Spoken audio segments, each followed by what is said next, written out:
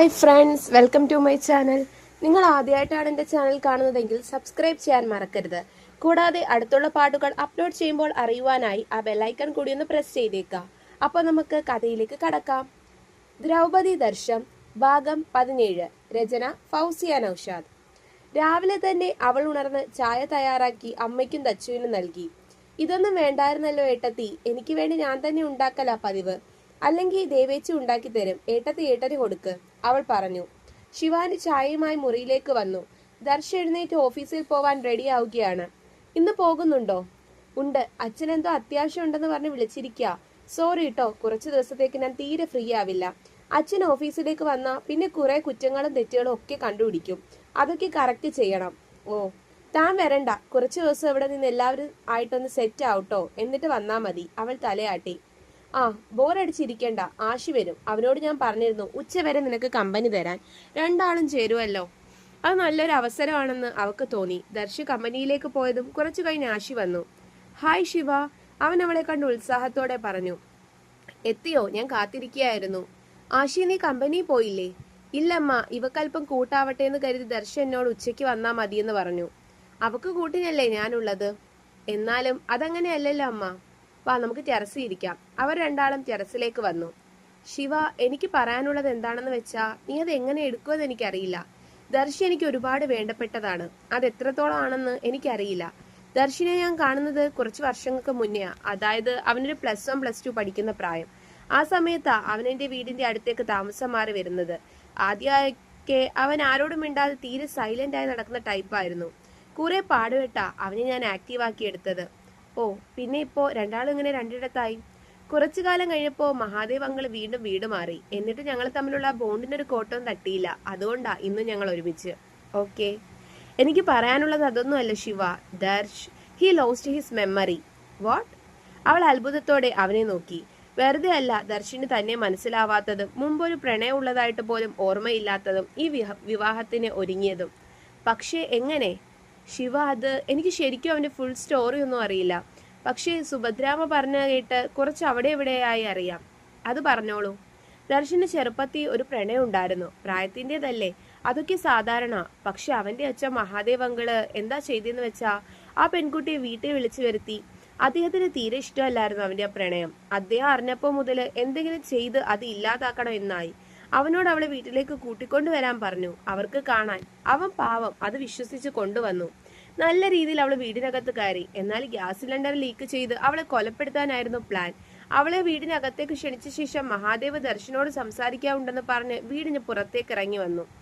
സുഭദ്ര അമ്മയ്ക്ക് ആ ചതി അറിയാമായിരുന്നു. പക്ഷെ അവർ നിസ്സഹായായിരുന്നു. അവൾ അടുക്കളയിലേക്ക് പ്രവേശിച്ചതും മഹാദേവ് ആ വീടിന്റെ വാതിലൊക്കെ അടച്ചു. അവൾ അവിടെ കിടന്ന് ബഹളം വെച്ചു. ദർശിനെ കടയിലേക്കോ മറ്റോ പറഞ്ഞുവിടാൻ ഒരുങ്ങിയതും അവൻ അവളുടെ നിലവിളി കേട്ട് പാതി വഴിയിൽ തിരിച്ചോടി. അവളുടെ നിലവിളി കേട്ട് പുറത്തുനിന്ന് സുഭദ്രാമ്മ അടുക്കള വാതിൽ തുറന്നു കൊടുത്ത് അവളോട് വേഗം ഓടി രക്ഷപ്പെടാൻ പറഞ്ഞു. അവൾ ഇറങ്ങാൻ നേരം ദർശ അവിടെ കോടി വന്നു. അപ്പോഴേക്ക് മഹാദേവ് ജനലിലൂടെ വീടിനകത്തേക്ക് തീക്കൊള്ളി എറിഞ്ഞിരുന്നു. ആ പെൺകുട്ടി അടുക്കള വാതിലൂടെ പുറത്തിറങ്ങി കൂടിയത് ആരും അറിഞ്ഞില്ല. ദർശ നിലവിളിച്ചു. വാതിൽ തുറക്കാൻ പറഞ്ഞു. മഹാദേവ് കേട്ടില്ല. അവനെ പിടിച്ചു വെച്ചു. അവൻ അയാളെ തള്ളി മാറ്റി തീ ആളിക്കത്താൻ തുടങ്ങിയ വീട്ടിലേക്ക് കതക് ചവിട്ടി തുറന്ന് ഓടിക്കേറി.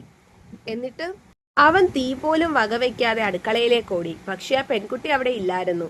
പകരം അവൻ അവിടെ അകപ്പെട്ടു. അവന് പൊള്ളലേറ്റു. എന്നാൽ മഹാദേവ് അകത്തേക്ക് ഓടിയില്ല.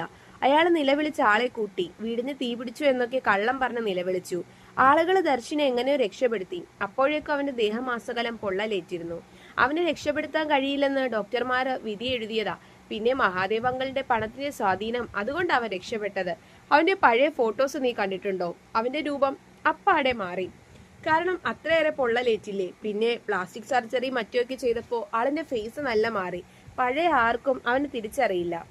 ഇതൊക്കെ സുഭദ്രാമ പറഞ്ഞ അറിവാണോ ആശിയേട്ടാ?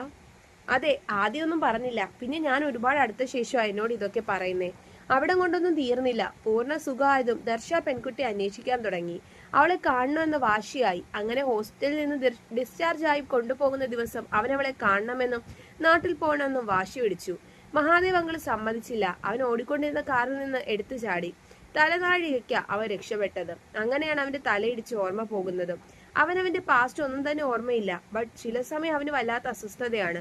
കുറെ വർഷമായില്ലേ, ഇടയ്ക്ക് അവന് പലതും ഓർമ്മ വരും. അപ്പൊ അവൻ വല്ലാതെയാവും.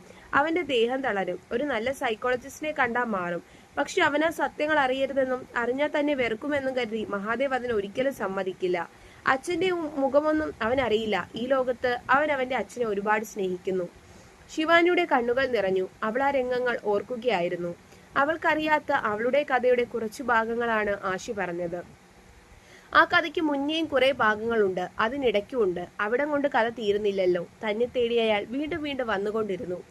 ശിവ, നീ എന്തിനാ കരയുന്നേ? നീ പേടിക്കണ്ട. ദർശന പെൺകുട്ടി ഓർമ്മയൊന്നുമില്ല. ഇപ്പൊ അവന്റെ മനസ്സിൽ നീ മാത്രമേ ഉള്ളൂ. ആ പെൺകുട്ടി ഇപ്പൊ എവിടെയാണെന്നറിയോ? ഇല്ല, അന്ന് അവിടെ നിന്ന് ഓടി രക്ഷപ്പെട്ട് അവളെ പിന്നീട് ആരും കണ്ടിട്ടില്ല എന്നാ കേട്ടത്. അവൾ എവിടെയാണെന്ന് ആർക്കും അറിയില്ല. അവളുടെ പേര് പോലും എനിക്കറിയില്ല. എന്തിനേറെ ഇവിടെ ആർക്കും അവളുടെ പേരറിയില്ല. അത് അവന് മാത്രമേ അറിയൂ. പറഞ്ഞിട്ട് കാര്യമില്ല. ഇനി വരുന്നത് നോക്കാം. അവൾ എഴുന്നേറ്റു. മഹാദേവ്, അയാൾ ശരിക്കും ക്രൂരനല്ലേ? എന്നെ ഇവിടെ ജീവിക്കാൻ സമ്മതിക്കുമെന്ന് എന്താ ഉറപ്പ് ആശിയേട്ടാ? ദർശ് തന്നെയാ ഉറപ്പ്. അവൻ വെറുക്കുന്നതൊന്നും അയാൾ ചെയ്യില്ലെന്ന് എനിക്ക് ഉറപ്പാ. അവനുള്ളപ്പോ അയാൾക്ക് നിന്നെ ഒന്നും ചെയ്യാൻ പറ്റില്ല. എങ്കിലും നീ ഒന്ന് സൂക്ഷിക്കണം. വേറെ വഴികളുണ്ട്. ഓക്കെ, ഞാൻ പറഞ്ഞത് നിന്റെ മനസ്സിൽ ഇരുന്നാ മതി. വേറെ ആരോടും ഇതിനെക്കുറിച്ച് പറയല്ലേ. ഞാനിത് നിന്നോട് പറഞ്ഞെന്ന് നീ ആരോടും പറയണ്ട. അവന് ഇടയ്ക്ക് വരുന്ന കുറച്ച് മാറ്റങ്ങളാ ഞാൻ പറഞ്ഞത്. അതനുസരിച്ച് നീയൊന്നും നിന്നാ മതി.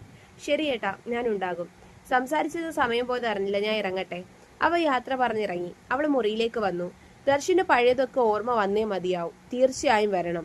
സ്വന്തം അച്ഛനെ അവൻ വെറുക്കണം. അയാൾ ചെയ്തതിന് ഓരോന്നിനും ഞാൻ കണക്ക് ചോദിക്കും. മഹാദേവ, ഈ ശിവാനി ഇവിടെ വെറുതെ വന്നതല്ല. ഈശ്വരനായിട്ടാണ് എന്നെ കൊണ്ടെത്തിച്ചത്. നിങ്ങൾ എന്ത് വേണമെന്ന് എനിക്കറിയാം. അവൾ അടുക്കളയിലേക്ക് വന്നു. സുഭദ്രാമ്മ കാര്യമായ പാചകത്തിലാണ്. അമ്മയെ സഹായിക്കണോ ഞാൻ? വേണ്ട വേണ്ട, ഞാൻ ചെയ്തോളാം. മോൾ അവിടെ ഇരുന്നോളൂ. അവൾ അവിടെ ഇരുന്നു. പിന്നെ എനിക്ക് നിങ്ങളോട് രണ്ടാളോടും ദേഷ്യമൊന്നുമില്ല. എനിക്കൊന്നേ പറയാനുള്ളൂ, ദേവനെ വിഷമിപ്പിക്കരുത്. അവനൊരു പാവ കുട്ടി. എല്ലാവരോടും നല്ല സ്നേഹവും വിനയവും ഉള്ള കുട്ടിയാ. എന്റെ മോനായതുകൊണ്ട് പറയല്ല, അവൻ അങ്ങനെയാ പണ്ട് മുതലേ. ആരും സങ്കടപ്പെടുന്നത് അവന് കണ്ടു നിൽക്കാൻ കഴിയില്ല. ആ അമ്മ, അതെനിക്ക് മനസ്സിലായി. ഞാൻ കുറച്ചായില്ലേ ദേവേട്ടനെ കാണാൻ തുടങ്ങിയിട്ട്. അവളുടെ ആ വിളി അവരെ ചെറുതായി ഒന്ന് ഞെട്ടിച്ചു. ശരിക്കും മോളുടെ വീടെവിടാ? വീട്ടിൽ ആരൊക്കെയുണ്ട്? എനിക്ക് വീടില്ല, ആരുമില്ല. ഞാൻ കുറച്ചുനാൾ ഓർഫനേജിലായിരുന്നു, പിന്നെ ഹോസ്റ്റലിലും. അവൾ ഒരു കള്ളം പറഞ്ഞു. ഓ, എന്നാലും നിങ്ങൾ തമ്മിൽ എങ്ങനെ കണ്ടുമുട്ടി? അവളൊന്ന് അർത്ഥം വെച്ച് പുഞ്ചിരിച്ചു. ഒക്കെ ദൈവനിശ്ചയം, അല്ലാണ്ട് എന്താ പറയാ. അവൾ വല്ലാതെ ഒന്ന് അവരെ നോക്കി ചിരിച്ച് അവിടെ നിന്ന് കടന്നു പോയതും അവരുടെ മനസ്സിൽ ആ സംശയം ഒരിക്കൽ കൂടി വേരുറച്ചു.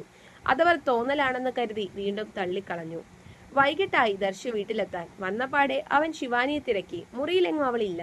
അവൻ ഫ്രഷ് ആകുമ്പോഴത്തേക്കും അവൾ കോഫിയുമായി അവിടേക്ക് വന്നു.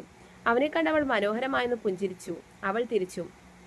എന്റെ ശിവ, സമയത്ത് കോഫിയൊക്കെ ഇടുന്നുണ്ടല്ലോ. ഇതൊക്കെ എങ്ങനെ പഠിച്ചു? എന്റെ ശീലങ്ങളൊക്കെ.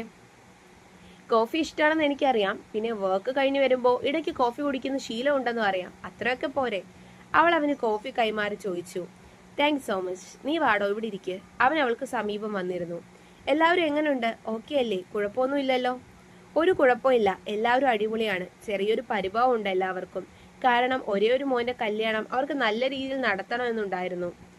അതിനോടൊന്നും എനിക്ക് തീരെ താല്പര്യമില്ല. നീ എന്തിനാ വെറുതെ? അല്ലെങ്കിൽ ഈ വിവാഹം നാട്ടുകാരെയൊക്കെ അറിയിച്ച് കഴിക്കുമ്പോൾ എന്ത് സുഖാണെന്ന് എനിക്ക് ഇന്ന് വരെ മനസ്സിലായിട്ടില്ല. അതിന്റെ ആവശ്യമില്ലെന്നാണ് എനിക്ക് തോന്നാറ്. പിന്നെ ദച്ചു, അവള് പാവാ. അമ്മയും അച്ഛനും എല്ലാവരും. താൻ എല്ലാവരോടും സ്നേഹത്തോടെ നിന്നാ മതി. അവരും അങ്ങനെ നിൽക്കും. Okay, deal. പിന്നെ കുറച്ചു ദിവസം രാത്രി ഞാനിവിടെ ഉണ്ടാവില്ല. അതെന്താ? ഓഫീസിൽ അത്യാവശ്യം കുറച്ച് വർക്കുണ്ട്. അച്ഛനൊപ്പം നിൽക്കണമെന്ന് പറഞ്ഞിട്ടുണ്ട്. അത് കേട്ട് അവൾക്ക് വല്ലാത്ത ദേഷ്യം വന്നു. അപ്പോ ഇന്ന് ഞാൻ ഒറ്റയ്ക്കാ? ഒറ്റയ്ക്കല്ലല്ലോ, അമ്മയും ദച്ചും ഒക്കെ ഇല്ലേടി. പിന്നെ രാത്രി മാത്രമേ ഉള്ളൂ, കുറച്ചു ദിവസത്തെ കാര്യം. അത് കഴിഞ്ഞാൽ ശരിയാവും. താൻ എന്നെ ഭർത്താവായി അംഗീകരിക്കുന്നത് വരെ ഞാൻ അടുത്തില്ലാത്തതല്ലേ നല്ലത്. അവനൊരു കണ്ണടച്ചു കാണിച്ച് അവളോട് ചോദിച്ചു. അവളൊന്നും പറഞ്ഞില്ല. പൊക്കോളൂ, ഞാൻ ആരെയും പിടിച്ചു വെച്ചിട്ടില്ലല്ലോ. എപ്പോഴാ സമയം എന്ന് വെച്ചാ വന്നാ മതി. പിണങ്ങല്ലേടി പെണ്ണെ. എനിക്ക് പിണക്കമൊന്നുമില്ല. ആണോ? അവളുടെ മുഖം അവൻ മെല്ലെ പിടിച്ചുയർത്തി അവളുടെ കണ്ണുകളിലേക്ക് ഉറ്റുനോക്കി. പിണക്കം ഇല്ലാഞ്ഞിട്ടാണോടി ഈ മുഖം ഇങ്ങനെ തക്കാളി പോലെ ചുവർന്ന് വീർത്തിരിക്കുന്നേ? അവൻ പുഞ്ചിരിയോടെ ചോദിച്ചു. പോ കൊച്ചേ. അവൾ അവന്റെ കൈ തട്ടി മാറ്റി. കൊച്ചോ? ഏത് വകയിൽ? ആ, അതങ്ങനെയാ. ഞാനൊരു കാര്യം ചോദിച്ചാ സത്യം പറയോ? ചോദിക്ക്, പറയാം. എന്നോട് ഇപ്പോഴും ഇഷ്ടമുണ്ടോ? ഉണ്ടോ എന്നോ? ഇല്ലെങ്കിൽ ഞാൻ ഇന്ന് ഈ സ്ഥാനം നൽകി തന്നെ ഇവിടെ ഇരുത്തുമെന്ന് തനിക്ക് തോന്നുന്നുണ്ടോ? പറഞ്ഞില്ലേ ഞാൻ. ആനി, നീ ഇല്ലാണ്ട് എനിക്ക് പറ്റില്ല എന്റെ പെണ്ണെ. നിനക്ക് എങ്ങനെയാണെന്ന് എനിക്കറിയില്ല. പക്ഷേ എനിക്ക് നീ എന്റെ എല്ലാം ആണ്. അവളുടെ കൈകളിൽ മുറുകെ പിടിച്ച് അവളെ നോക്കി അവൻ പറഞ്ഞു. അവനിൽ നിന്ന് കണ്ണുകൾ പിൻവലിക്കാൻ അവൾക്ക് തോന്നിയില്ല. അവൻ എന്നാൽ അവൾക്കെന്നും പ്രിയമായിരുന്നു. പിന്നെ എന്തിനാണ് ഈ അകലം എന്ന് ചോദിച്ചാ അറിയില്ല. എന്തൊക്കെയോ ബാക്കിയുണ്ട്. അതൊക്കെ ശരിയാവണം. അവർ അങ്ങനെ തന്നെ ഇരിക്കുമ്പോൾ പെട്ടെന്ന് ഡോറിൽ ആരോ തട്ടുന്ന ശബ്ദം. അവൾ പിന്മാറി. ദർശന അകത്തേക്ക് വന്നു. ഏട്ടാ, അച്ഛൻ കമ്പനിയിലേക്ക് പോവാൻ വിളിക്കുന്നുണ്ട്. ദാ വരുന്നു ഞാൻ. അപ്പൊ ശരി പെണ്ണെ. അവളുടെ കവളിൽ മൃദുവായൊന്ന് തട്ടിക്കൊണ്ട് അവൻ ഇറങ്ങി. ഇതിലെന്തോ ഉദ്ദേശമുണ്ട് മഹാദേവ. നിങ്ങളെ എനിക്കറിയാമല്ലോ. ഞങ്ങൾ രണ്ടുപേരും ഒന്നാവാതിരിക്കാനുള്ള നിങ്ങളുടെ തന്ത്രമല്ലേ ഇത്? അത് മനസ്സിലാവാതിരിക്കാൻ മാത്രം മന്ദബുദ്ധി ഒന്നുമല്ല ഈ ശിവാനി. ഇത് അധിക നാൾ മുന്നോട്ട് പോവില്ല. അന്ന് രാത്രി ദർശു പറഞ്ഞതുപോലെ തന്നെ വന്നില്ല. അവൾ കുറെയൊക്കെ കണക്ക് കൂട്ടി രാവിലെ തന്നെ റെഡിയായി. അല്ല, ഏട്ടത്തി എവിടേക്കാ? ദർശന ചോദിച്ചു. ആ മോളെ, ഞാൻ ഇന്നു മുതൽ കമ്പനിയിലേക്ക് പോവാന്ന് വിചാരിച്ചു. എന്തായാലും ഏട്ട ഇവിടെ ഇല്ല. ഞാൻ ഒറ്റയ്ക്കൊന്ന് ബോറടിച്ചു. അത് കേട്ടാണ് സുഭദ്ര വരുന്നത്. കമ്പനിയിലേക്കോ? കുറച്ച് ദിവസം കഴിഞ്ഞു പോരെ? ഇല്ലമ്മ, എനിക്ക് മടുത്തു. ഞാൻ കൂടെ ചെന്നാ ഏട്ടനൊരു ഹെൽപ്പ് ആവുമല്ലോ. അപ്പോഴേക്കും ദർശിന്റെ കാർ വന്നു. അല്ല ഇനി നീ എവിടേക്കാ? ഞാനും വരുന്നുണ്ട് ഇന്ന് ഏട്ടനൊപ്പം കമ്പനിയിലേക്ക്. ഇവിടെ ഇരുന്ന് മടുത്തു എനിക്ക്. അത് നല്ല തീരുമാനം. ഞാനൊന്ന് ഫ്രഷ് ആവട്ടെ, നമുക്ക് ഒരുമിച്ച് പോവാം. അവൻ പോയതും അവൾ നിഗൂഢമായൊന്ന് ചിരിച്ചു. അവനൊപ്പം അവളും കമ്പനിയിലേക്ക് ഇറങ്ങി. ഇനി അടുത്ത ലക്ഷ്യം തുടരും. അപ്പോൾ നിങ്ങൾക്ക് എൻ്റെ കഥ ഇഷ്ടമായെങ്കിൽ ലൈക്ക് ചെയ്യാനും ഷെയർ ചെയ്യാനും കമന്റ് ചെയ്യാനും മറക്കണ്ട. നന്ദി.